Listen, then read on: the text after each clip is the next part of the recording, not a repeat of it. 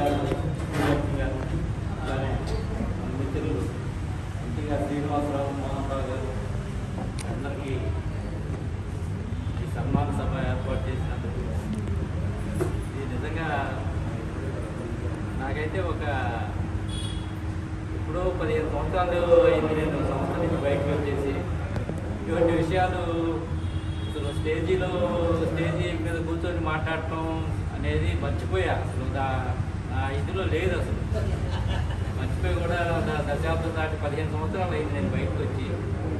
అప్పుడు సర్వీస్లో ఉన్నప్పుడు నేను చేసిన ఉద్యోగం ఎల్ఐసిలో కాబట్టి ఎప్పుడు జనంతో మాట్లాడటం మీటింగ్లు అటెండ్ అవ్వటం. ఫస్ట్ నేను 89లో జాయిన్ అయ్యాను. అప్పుడు మన బ్యాచ్లో 2వ వార్డు 3వ వార్డు ఉద్యోగంలో చేరింది. నేను మేనేజ్ చేసుకోవడంలో కూడా ఫస్ట్ వాడు నేను, ఫస్ట్ వాడు 2వ వార్డు మన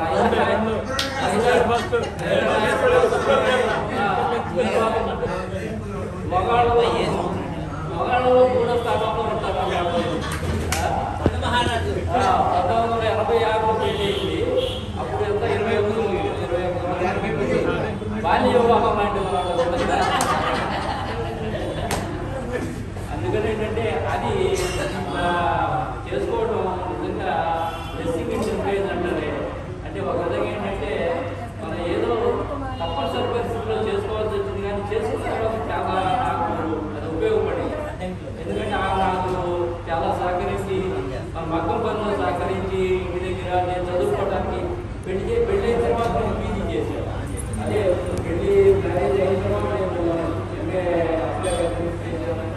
చేసేటప్పుడు నాకు ఈ వయసులో అవకాశం వచ్చింది. కంపెనీ రాసి ఫస్ట్ డెవలప్మెంట్ ఆఫీసర్గా ఇక్కడే మన చెప్పులు పెట్టడం చేశాను.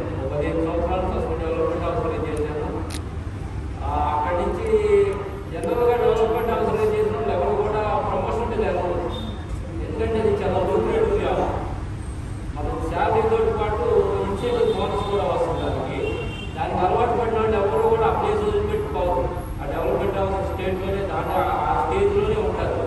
నేను కొద్దిగా తొందరపడ్డానని చెప్పాలి. ఆ విషయంలో బాగా ఎర్న్ చేసే టైంలో, బాగా డబ్బులు వచ్చే టైంలో నేను స్టెప్ ముందుకి అనవసరంగా ప్రమోషన్ మీద అసిస్టెంట్ బ్రాంచ్ మేనేజర్కి వెళ్ళాను. అసిస్టెంట్ బ్రాంచ్ మేనేజర్గా మన పిఠాపురం వేశారు. పిఠాపురంలో ఒక 4 సంవత్సరాలు ఉన్నాను. అక్కడి నుంచి మళ్ళీ రాజుల్లో ఒక 2 సంవత్సరాలు చేశాను. తర్వాత అక్కడి నుంచి ఏమైందంటే మళ్ళీ ప్రమోషన్ ఇచ్చారు, బ్రాంచ్ మేనేజర్గా వేశారు, నెల్లూరు వేశారు.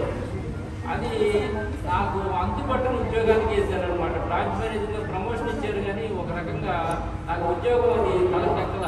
అది డైరెక్ట్ మార్కెటింగ్ అని డైరెక్ట్గా మన ఏజెంట్ మన వ్యాపారంలో ఎట్లా చేస్తున్నాడో అట్లాంటి ఉద్యోగం మళ్ళీ మొదటికి వచ్చినట్టే అయిందనమాట. అది నాకు సిటీలో టౌన్లో వేశారు, నెల్లూరు టౌన్లో వేశారు. నాకు అర్థం కాని ఉద్యోగం. పేరు మాత్రం బ్రాంచ్ మేనేజర్ అని పెట్టారు. డినామినేషన్ మాత్రం పేరు చూస్తానికి పెద్దగా ఉంటుంది, కానీ అది ఏం అర్థం కాదు. స్టార్ట్ నుంచి స్క్రాచ్ నుంచి మనం మళ్ళీ మొదలు పెట్టాల్సి ఉంటుంది. కొద్దిగా టెన్షన్ మొదలయ్యి ఆరోగ్యం కూడా బాగా దెబ్బతిన్నప్పుడు ఇక్కడ లాభం లేదు అని గట్టి నిర్ణయం తీసుకున్నా. అప్పుడు బై గాడ్ గ్రేస్ ఏంటంటే ఆ టయానికి మా అబ్బాయికి ఉద్యోగం వచ్చేసి, అంటే ఎర్లీగా మేనేజ్ చేసుకోవడం వల్ల లాభం అది. అప్పటికే మ్యారేజ్ 1 సంవత్సరం అయింది వాడికి, సాఫ్ట్వేర్లో దొరికాడు. సరే ఆ ధైర్యంతో ధైర్యం చేసేసి గుడ్ బై చెప్పేశాడు ఎల్ఐసికి. ఇక చాలా తెలుసుకున్నా, పెన్షన్కి ఎలిజిబిలిటీ వచ్చింది, బీఆర్ఎస్కి ఎలిజిబిలిటీ వచ్చిందని తెలుసుకున్నాను. సరే ఇంకా ఎక్కడకి అడుగుతాంలే అంటే అప్పుడు ఏంటంటే బయటకు వచ్చిన తర్వాత మళ్ళీ ఏదైనా కొత్తగా మొదలు పెట్టడము. మళ్ళీ అప్పుడు ట్రెండ్ ఏంటంటే ఎల్ఐసిలో పనిచేసిన వాళ్ళు కానీ, గవర్నమెంట్ ఆర్గనైజేషన్లో పనిచేసిన వాళ్ళు, ప్రైవేట్ ఆర్గనైజేషన్ కూడా వచ్చి సక్సెస్ అయిన వాళ్ళు ఉన్నారు. మళ్ళీ వేరే సంస్థలో వచ్చి చేయడానికి ఆ నమ్మకంతో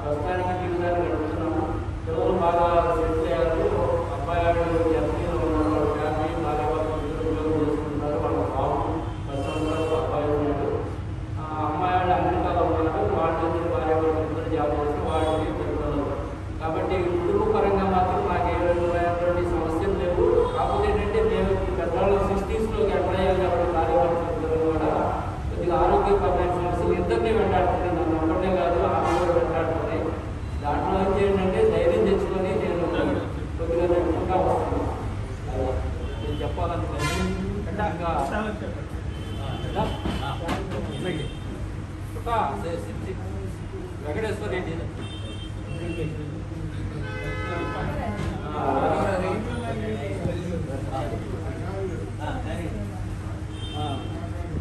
అట్లా సరే లేట్ అయినా మొత్తం